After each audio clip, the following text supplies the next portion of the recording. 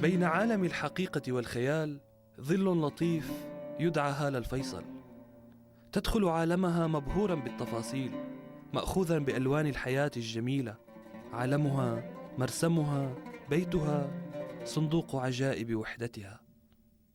هاي يمكن كلهم محاولات لأني أفهم حالي.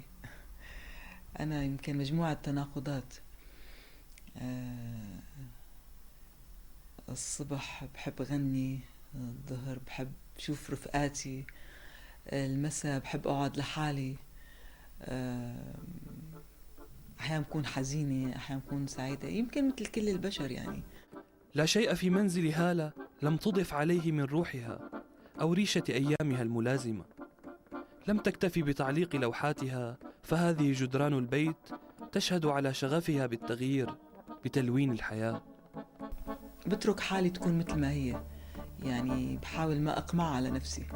هذا الشغف بالتغيير جعل السياسة من تفاصيل حياتها، وهي التي عاشت في بيت سياسي بامتياز، ولكن ممارستها للسياسة كان دوما على طريقتها الخاصة. فكرت إنه ممكن غير العالم بس بالفن. إنه يا ريت يقودوا الناس العالم فنانين مو سياسيين. السياسيين هيك يقعدوا على جنب، يحطوهم هيك بشي مستشفى.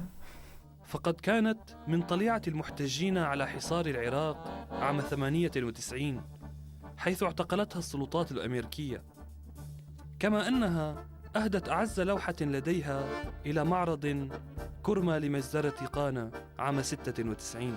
ست نضال أشقر هي اللي قامته وأخذت لوحة مني. طبعا أهديت أحلى لوحة أنا يعني، أو بهداك الوقت أنا حسيت إنه هي أكتر لوحة قريبة مني يعني. تفاصيل منزلها الصغيرة وسطحها المطل على قاسيون يخبران عن طوقها للحرية وللحياة. الدافع هو المستقبل، هو الحياة نفسها. يعني الموت بعتقد سهل بأي لحظة، بدنا نموت نحن بكل الأحوال يعني. فإنك تستمر وإنك تختار إنك يعني هذا الصراع اليومي يعني. فأنا هذا الخيار اللي اخترته. هالة الفيصل تزرع الأمل لكل نساء الباحثات عن الحرية، وتعري الذكورة المصطنعة لهذا المجتمع. الله بيحبنا كتير، عطانا جنة بس نحن ما عم ننتبه عليها.